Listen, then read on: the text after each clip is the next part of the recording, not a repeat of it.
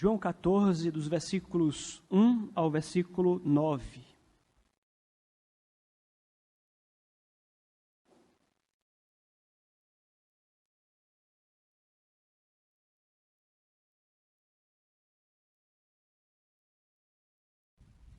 Acompanhe com atenção, por gentileza, a leitura da palavra de Deus. Jesus conforta aos discípulos: não se turbe o vosso coração. Credes em Deus, crede também em mim. Na casa de meu pai há muitas moradas. Se assim não fora, eu vos teria dito, pois vou preparar-vos lugar. E quando eu for e vos preparar lugar, voltarei e vos receberei para mim mesmo, para que onde eu estou estejais vós também. E vós sabeis o caminho para onde eu vou, disse-lhe Tomé. Senhor, não sabemos para onde vais, como saber o caminho? Respondeu-lhe Jesus: eu sou o caminho e a verdade e a vida. Ninguém vem ao Pai senão por mim. Se vós me tivesseis conhecido, conheceríeis também a meu Pai. Desde agora o conheceis e o tendes visto. Replicou-lhe Filipe: Senhor, mostra-nos o Pai, e isto nos basta. Disse-lhe Jesus: Filipe, há tanto tempo estou convosco, e não me tens conhecido? Quem me vê a mim, vê o Pai. Como dizes tu, mostra-nos o Pai? Até aqui.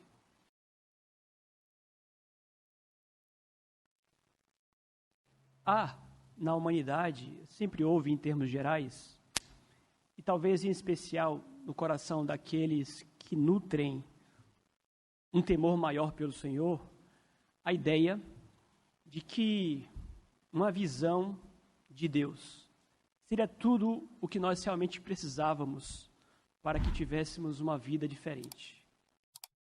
Com isso eu quero dizer que no coração e no imaginário de muitas pessoas, tudo o que tais pessoas precisavam realmente para um empurrão em suas vidas ou para uma nova vida, uma vida completamente diferente, seria uma revelação dos céus, seria, quem sabe, uma visita na eternidade, seria, quem sabe, ver as cortinas da eternidade se abrindo, ainda que por um pouco, para que pudéssemos ali contemplar o trono de Deus, ver as coisas celestiais, espirituais. Então, esta visão miraculosa, sobrenatural, seria o grande divisor de águas em nossas vidas, para uma vida completamente nova, para uma fé muito mais pujante. Veja, não é sem razão que os homens, eles desejam esticar os seus pescoços para além das nuvens e enxergar a eternidade. Há esta expectativa de que uma visão traria tudo isso. E não é sem razão que pelas igrejas Brasil afora nós encontramos homens e mulheres que anseiam muito por revelações. Um grande desejo por uma revelação de Deus. E, inclusive nas igrejas, as pessoas cantam, né? Que verão a glória de Deus. Eu vejo a glória do Senhor hoje aqui. E não vem coisa nenhuma. Porque, na verdade, a glória de Deus está muito além do nosso alcance e os homens sequer sabem disso. Mas vejam, queridos, o que eu citei aqui no que diz respeito à humanidade e até a alguns crentes se aplica a mim e a você também. Eu sei que lá no seu quarto, eventualmente em suas orações, você já nutriu um desejo de ver a Deus e de falar com Ele, quem sabe tete a tete, quem sabe conversar visivelmente com o seu Senhor. Eu sei que lá no seu quarto, por vezes, você pensou: o que será que Deus está pensando agora a meu respeito? Será que Deus está sorrindo para mim? Será que Deus está irritado comigo? Eu gostaria de vê-lo face a face, eu gostaria de ter um diálogo tete a tete com o Senhor. Vejam, eu não vejo problemas nisso, nesse anseio de querer ver a Deus, de querer conversar com Ele. Mas o problema é quando nós o fazemos pelas vias erradas. De modo que a pergunta que eu quero trazer aqui nesta manhã para a igreja é a seguinte: como nós podemos enxergar melhor a Deus? Como nós podemos conhecê-lo mais? Como nós podemos nos aproximar ao máximo do que seria o conversar com Deus tete a tete. E eu trago aqui, à luz dessa passagem, 3 modos pelos quais nós podemos alcançar esta aproximação melhor do Senhor. Primeiro, nós vamos ver, à luz da palavra de Deus, que nós podemos enxergar melhor a Deus e conhecer melhor a Deus olhando para Jesus Cristo. Repito, muitos anseios por revelações, muitos desejos por visões da glória. Mas é preciso que nós entendamos que a glória desceu e esteve aqui entre nós. O invisível se fez visível, e a melhor forma de nós, portanto, contemplarmos aquilo que é invisível, aquele que é invisível, é através de Cristo Jesus, que fez-se visível, o Deus visível aqui entre nós. Versículo 7, acompanhe comigo. Jesus dirá aos seus discípulos: se vós me tivesseis conhecido, conhecerias também a meu Pai.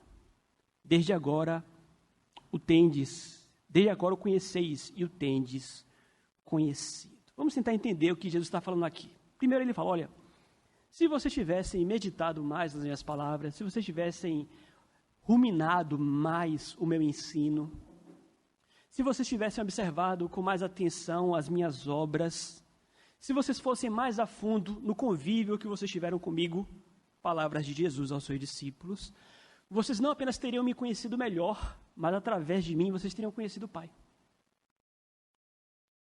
Depois ele diz, olha, desde agora o tendes conhecido. Primeiro, é importante nós linkarmos isso aqui com o contexto. Por que Jesus agora está falando para os seus discípulos que se eles tivessem conhecido o próprio Jesus melhor, teriam conhecido melhor o próprio Deus? Vocês vão lembrar que nos versículos anteriores, Cristo disse, eu sou o caminho, a verdade e a vida. Ninguém vem ao Pai, senão por mim. Cristo acabara de apontar o caminho para o Pai. E o caminho é Ele mesmo. Ele diz, olha, eu não apenas sou o caminho, mas se vocês tivessem se aprofundado mais no conhecimento de mim, se vocês tivessem se aprofundado mais em mim, vocês teriam constatado que eu não apenas sou o caminho, mas eu sou a imagem do próprio Pai aqui entre vocês. Vocês teriam conhecido o próprio Deus. Então aqui, obviamente, nós vamos falar sobre isso, uma censura aos discípulos aqui, uma reprimenda.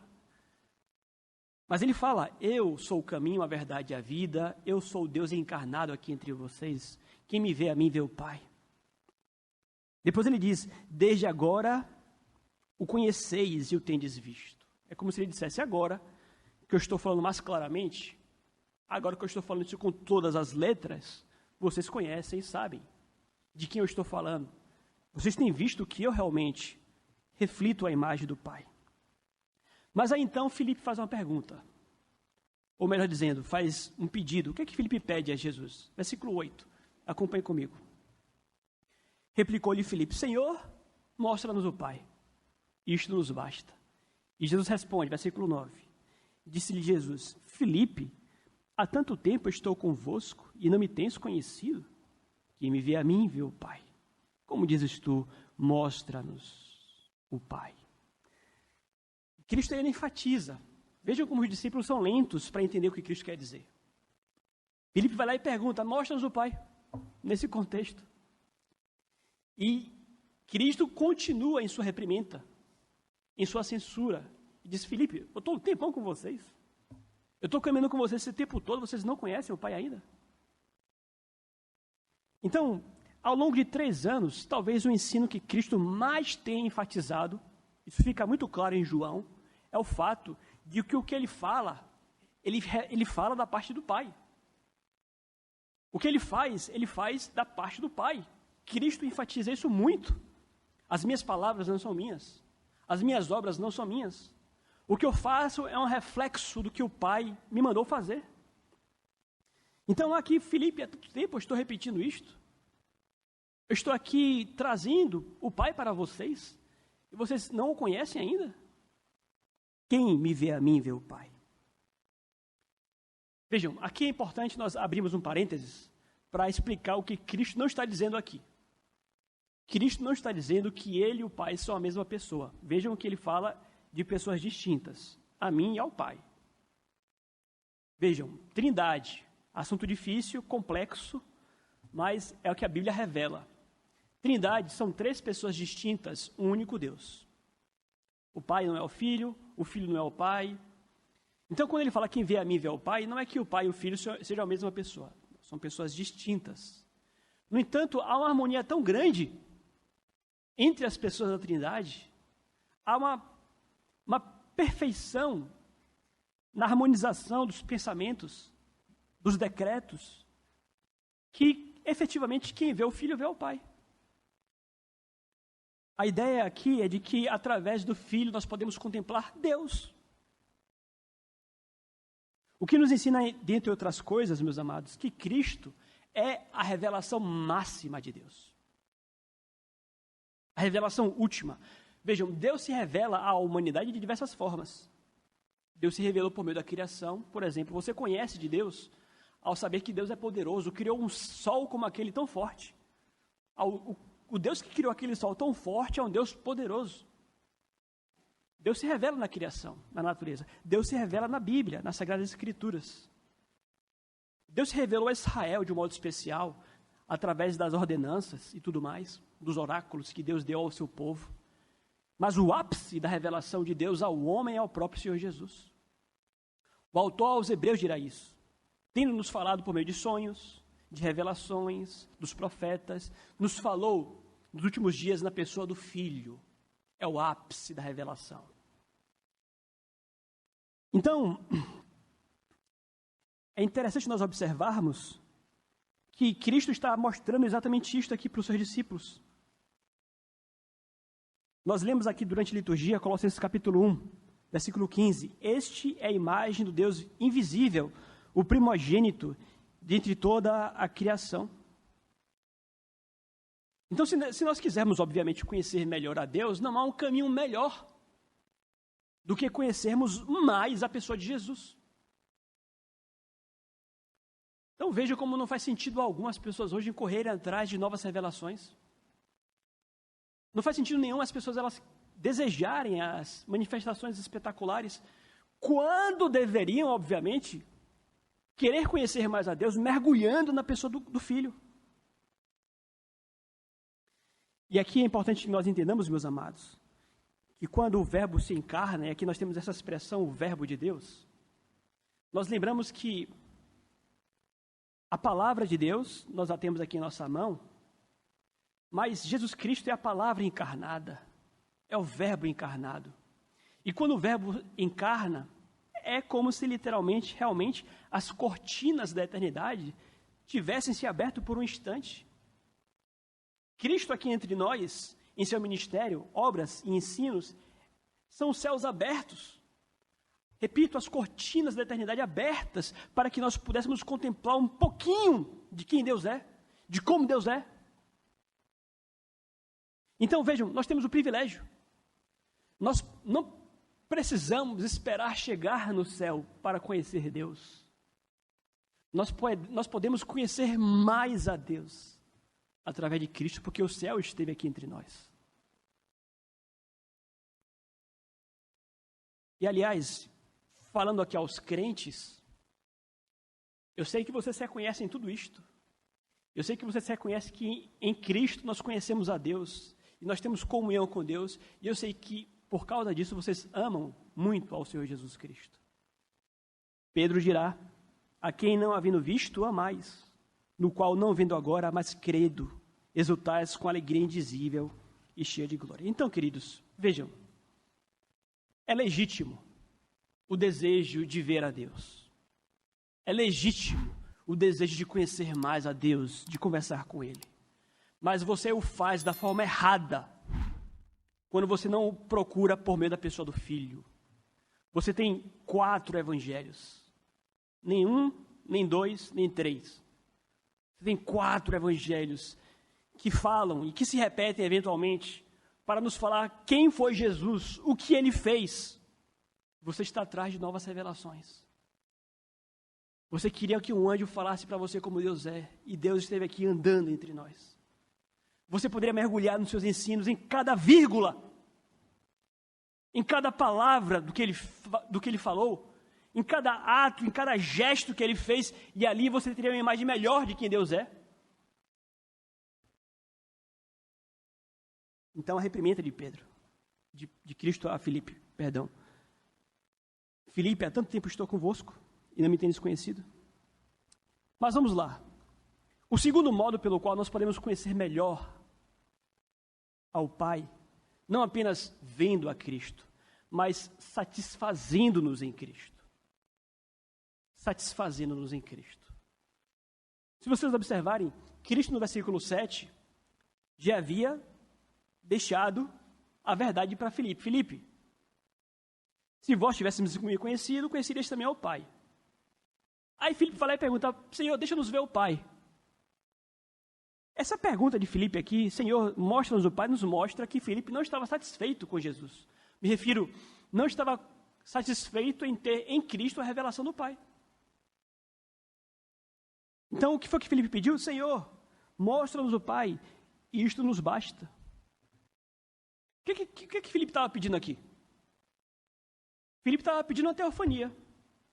Sabe, no passado, Moisés pediu para ver a Deus. Houve um episódio em que Deus manifestou a glória dele para Moisés, ali no deserto, de uma forma muito peculiar. Mas Filipe estava pedindo exatamente isto: Senhor, mostra-nos uma teofania de Deus aqui entre nós. E ele até usou um argumento: olha, isto vai nos bastar. É como se ele dissesse, olha, ele fala inclusive em nome dos discípulos, nós estaremos satisfeitos. Ele fala, olha, mostra-nos o Pai e nós não vamos aqui mais ficar fazendo perguntas bobas para o Senhor, do tipo, para onde é que o Senhor vai? Como eu disse aqui no início, vejam, eu não quero ser tão duro com Filipe assim. Nós somos muito parecidos com Filipe aqui. Repito que não há mal, é legítimo. Aliás, todo cristão deve desejar conhecer melhor a Deus. Agora, o que deve ficar claro aqui é que o nosso meio para que conheçamos melhor a Deus deve passar pelo contentamento na pessoa do Senhor Jesus. Todo cristão deve ter o contentamento de sua alma no conhecimento de Deus por meio de Jesus. O que Filipe não estava entendendo ali é que diante dele estava a maior manifestação da glória de Deus. Então vejam, os homens, eles desejam conhecer a Deus, mas recusam-se a fazê-lo por meio da pessoa de Jesus. Ele é muito humilde, ele é muito pobre. Olham para Jesus e falam, isso aqui não me fala acerca de Deus. Jesus, no fim das contas, como sendo a glória de Deus aqui entre nós, ele é rechaçado como um meio pelo qual nós podemos conhecer melhor o Senhor. Então, Filipe diz ali, no seu pedido, nas entrelinhas, que ele não estava contente e satisfeito com Cristo como sendo o ápice da revelação de Deus para ele. Queridos, nós não devemos rejeitar a Cristo por especulações inúteis, buscando a Deus em labirintos intermináveis. É por isso que nós precisamos voltar à simplicidade do Evangelho, é Jesus. Mas nós nunca gostamos daquilo que é simples. Nós queremos aquilo que é sofisticado e nós trocamos a palavra de Deus por questões muito mais elaboradas, especulativas. Nós trocamos o caminho por um labirinto. O ser humano, ele troca Jesus Cristo, o caminho, a verdade e a vida para o Pai, por labirintos intermináveis, pelas filosofias, para chegarmos até Deus, pelas revelações extraordinárias. Filipe, de certa forma, rejeitou a Jesus. E nós temos a tendência de fazer o mesmo. O que Filipe não havia percebido é que ele tinha um privilégio muito maior do que o privilégio que Moisés teve. Moisés viu uma visão. Teve a visão da sarça se ardendo, uma visão das costas de Deus, algo que nós não sabemos explicar exatamente o que é. Mas Moisés daria tudo para andar com Jesus por 3 anos. Os judeus dariam tudo para conhecer Jesus como os discípulos conheceram. Então, às vezes, nós estamos trocando Cristo entre nós por questões bem vazias.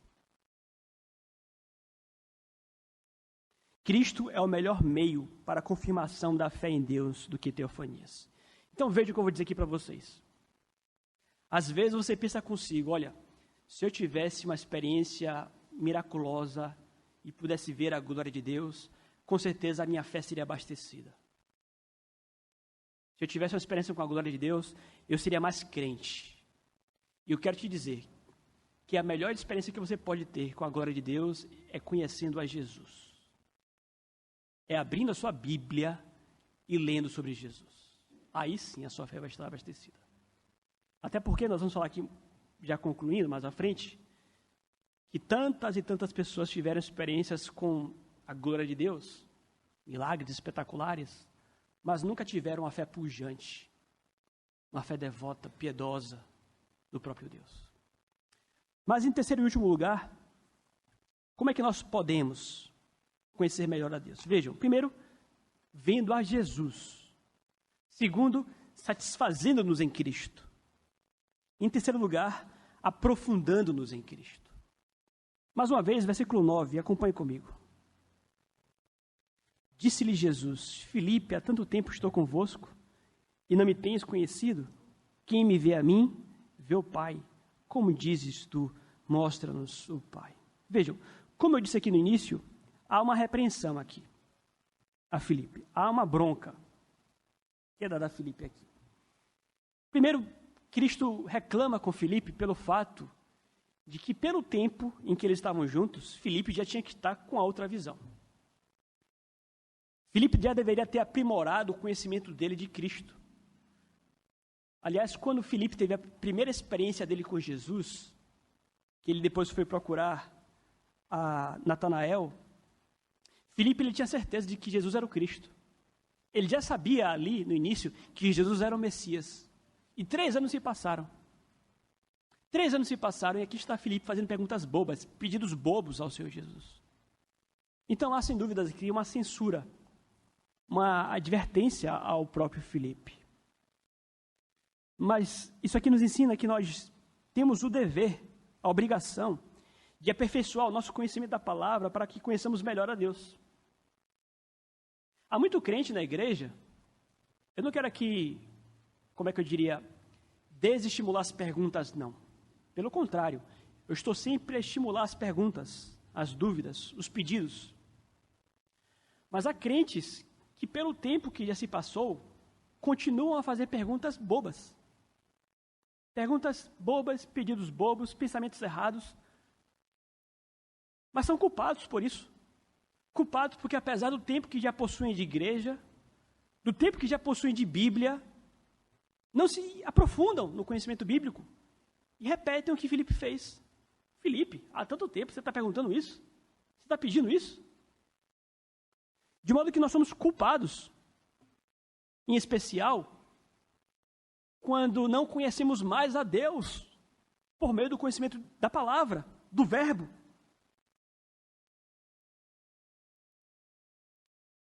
Então, isso explica o porquê temos pessoas, inclusive pastores, que até conhecem a Bíblia, mas a conhecem de acordo com os seus paradigmas. Não a têm como inerrante, não a têm como palavra viva de Deus. Portanto, se aproveitam da Bíblia para os seus fins, para os seus propósitos, mas não conhecem, porque não a tomam como palavra de Deus e não mergulham nela. Então vejam vocês, queridos, como isso aqui se harmoniza com o que temos insistido. Uma fé pujante, uma fé forte em Deus passa pelo estudo da palavra de Deus. Em nossa rotina, em nosso cotidiano. Então, como foi dito, a situação de Filipe se agrava. Se agrava pelo tempo decorrido, do tempo que ele tinha com o Senhor Jesus. Quanto maior for o tempo de conhecimento da palavra, maior deve ser o nosso conhecimento de Deus. Cristo espera isso de você. Cristo espera isso de você. Mas há aqui uma outra reprimenda de Jesus a Filipe. Cristo vai dizer a Filipe que Filipe não deveria ter pedido a ele o que ele pediu. Isso aqui nos lembra que, frequentemente, nós pedimos a Deus o que nós não deveríamos pedir. Nós pedimos e pedimos mal, dirá Tiago. Às vezes nós oramos e oramos tudo errado. É errado quando você pede para conhecer melhor a Deus em suas orações. Senhor, mostra-me quem tu és. E é incapaz de abrir a sua Bíblia para ler acerca de Jesus. A resposta de Deus para você está aí, meu filho. Vamos ler a Bíblia? Vamos abri-la? Vamos crer na sua suficiência, na sua inerrância? Você vai ficar atrás de novas revelações, em sua preguiça. Então, nós não devemos pedir a oração para conhecer a Deus quando desprezamos a Cristo e a palavra de Deus. Então, infelizmente, nós temos que admitir isto. Depois do surgimento do pentecostalismo, as pessoas elas estão ávidas de experiências sobrenaturais. Ávidas de experiências sobrenaturais. Isso tem redundado numa geração de crentes analfabetos de Bíblia, que não leem a Bíblia realmente. E por isso é uma igreja enfraquecida. Vejam, nós aprendemos aqui nesta manhã que nós devemos e podemos conhecer melhor a Deus, ver a Deus. Como? Olhando para Cristo, satisfazendo-nos em Cristo, aprofundando-nos em Cristo. E aí sim, nós teremos experiências poderosas com o próprio Deus entre nós, a nossa fé irá crescer e nós iremos servi-lo, adorá-lo, obedecê-lo melhor e seremos, portanto, também mais felizes. Que Deus nos ajude a que estejamos contentes com o Senhor Jesus.